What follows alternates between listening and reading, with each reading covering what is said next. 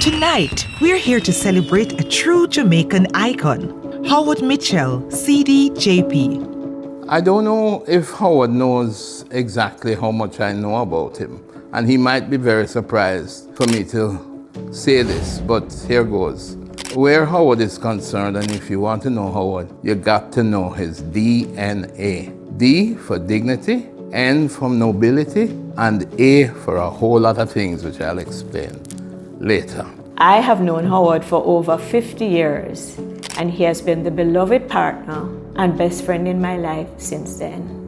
What sets Howard apart as a private sector person and leader is his courage and his ability to say what he believes in rather than what he thinks others want to hear. And his influence over the years has grown because of his ability to do that. And not many people in our society at the leadership level can do that.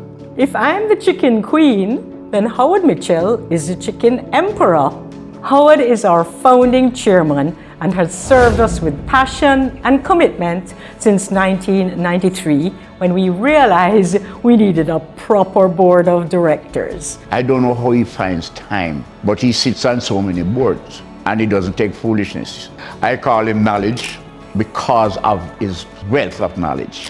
He called me wisdom. And then if you have wisdom, knowledge, then you need understanding. And so we have Chris Zaka and Butch Hendrickson.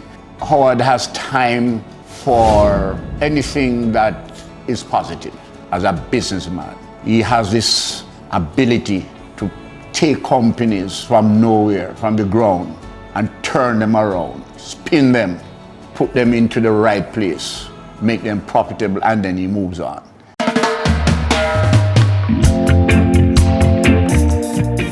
Yes, Howard can be dignified when he wants to be. He has this rambunctious nature that he tries to portray, but his dignity comes from his parents, who I also knew well, his mother, who made the best bread pudding and is responsible for some of my overweight, his father, who was always encouraging us to be men, and his brother, who was so handsome that Howard was a little jealous of him because he had more girlfriends, but more another time about that. Howard, as a get it done for the greater good, is the same person as a dad. While I've always heard him profess the greater good as Jamaica, I've always felt that he was doing it for us, his family. We are the greater good. Despite all his accomplishments, his family is always his number one priority. I don't say that in a selfish way, but when Dad gives to a person, an organization, a cause, he always makes you feel like he's only doing this for you. Dad's true gift is that he makes everyone feel as if whatever he's doing is only for them. He'll probably ask Linda to accept the citation tonight. But if you really want to see him melt, ask him about his grandsons, Benji and Jesse. The one word I'd use to describe Dad is strength. In every challenge, he meets it with resistance and resilience, and he adjusts to get what needs to be done handled and behind him. It's something that he has imparted onto his daughters, and it's something that we look to instill in the next generation. Howard is a special person. Howard loves unsparingly his immediate and extended family. But it's not just us to whom Howard gives his attention. Howard unstintedly gives his time and attention and ear, and then his best efforts, not merely to his family, but as well to friends, family of friends, friends of family, and Jamaica. However, we all know that as the need arises, he will talk his mind, bluntly. Sometimes it even catch me. Howard is given to spontaneous displays of affection and sentimental when it comes to our milestone events. And on occasion, we'll turn up with an unexpected gift in hand. Like the other day, the 2 pink roses that he brought home. He went to St. George's, a school downtown. And I went to Calabar. So we didn't really cross paths, and I was very involved in sports. Howard really didn't engage in sports, not traditional sports at least. I think he went on to shoot birds and pigs and hogs. We didn't have anything in common in that regard. We actually worked together at the same place at a point in time, and that being Citibank. And Howard came on as one of the lawyers. We kind of reconnected there, and we had reason to work on banking business together. We got on very well. But Howard always had an entrepreneurial spirit. I think he always felt that, he could be a significant player in the business world. And thankfully he pursued that. I mean, what a character. Everything from the profanity to the humor, the kind of insights that he brings to any discussion. And it feels funny because he's not dead.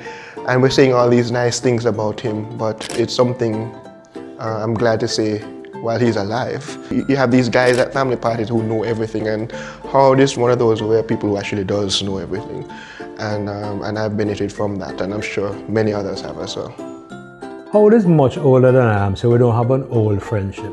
He's been on the earth for a very long time, so we don't have a long friendship. I've been on earth much less than he has been on earth.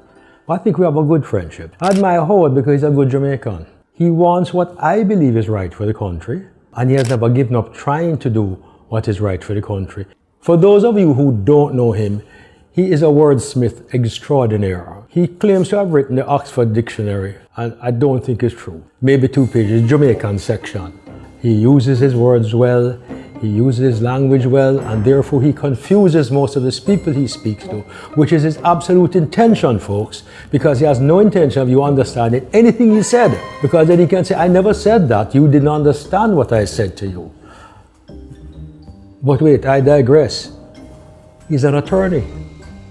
No wonder he does. I just figured it out now. Oh my God. That's why he did that. Question is, did he win many cases? Well, I call him Mr. Mitchell. I was introduced to him in 2011. Fresh out of sixth form, little country girl, ambitious, but I didn't really understand what it would take to become a doctor. And this man basically became my supreme mentor, ensuring that I understood how hard I needed to work. The fact that he's been a part of my life. My husband became adopted as well. I feel like my entire family knows Mr. Mitchell. He wants to understand your life enough to be able to direct you. He thinks the world of me and that I can achieve everything. He's a holistic man, and that means a lot to me. He can, sit in a room with anyone. Our relationship in terms of the mentor-mentee, just seeing how accessible he made himself to me is one way that I really could pick up how humble he is. As you know, Howard is very busy. He knows everyone. He's involved in everything. He's on 1,000 boards at any given time. If I give Howard a call and he's busy or he can't get through, he sends me back a text immediately. He takes the call sometimes in the middle of a meeting and says, Tony, I have to call you back. Gonna call you back. And he calls me back.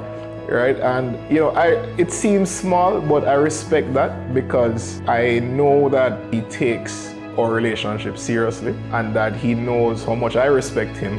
Howard is very special to me. Our conversations are brutally honest, to the point, kind, loud, quiet, but not too quiet.